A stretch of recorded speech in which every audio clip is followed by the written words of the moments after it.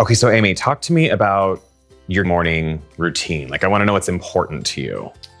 Well, the first thing is like, how did I wake up in the morning? With MG, the way that it fluctuates with muscle weakness, I never know how much it's going to affect my facial muscles. Right. So I get like facial drooping where like this part of my face is dragging, or like my lip could pull down and, you know, it looks like I had a stroke. It could be really drastic. Wow.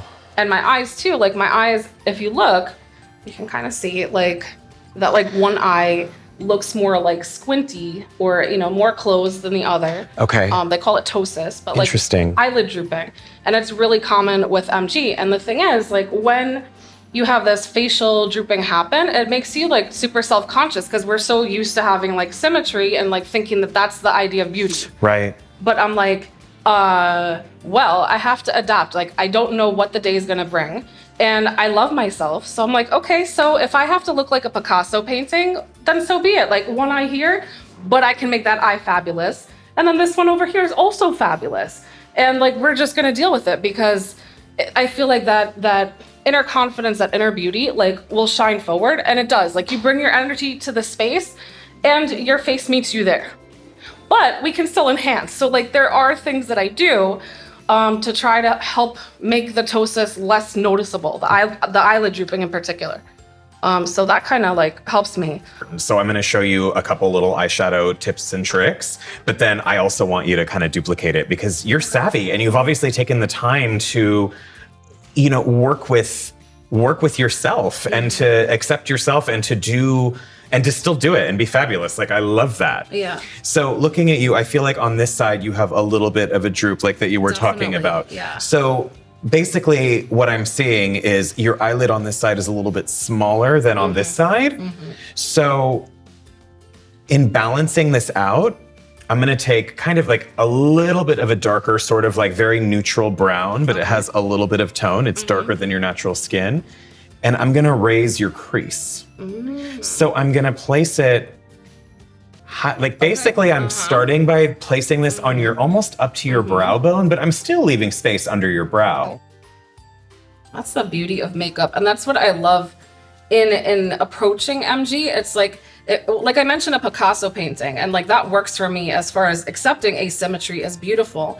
But the idea with painting, and like it's the same thing for makeup, is that, you know, we can define things how we want, and like, you know, raise things and lower things on another side to make it appear like it's even if it's not. Sweet. Okay, so this one for the crease. All right, hopefully that's not too much. All right, I want to see. You can always give it like a little. Am I gonna do the crease lower or like? So that's an excellent question. So I honestly feel like this eye is probably like, this is like your normal balance, correct? Okay, so pretty much, I would literally put the crease where it needs to go, because if you're looking at this side, see how it's higher? Yeah. But essentially, if you flip that over here, it's where your natural crease is. So I would place that. Where would I begin? Like here-ish? Yeah. And then, all right. Yeah.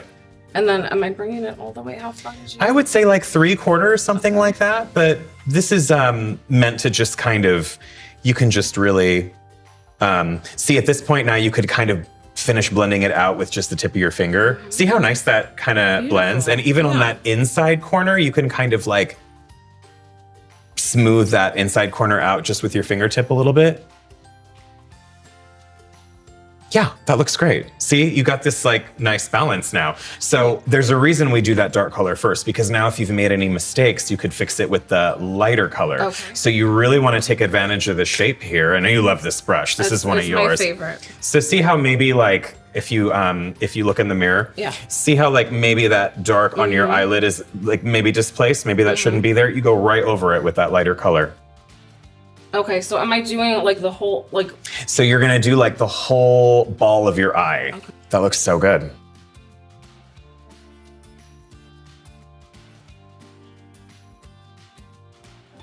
See, and that's great because you want to take advantage of the shape and then get, See, any of that displaced dark that went too low, now you've covered it. So it's great.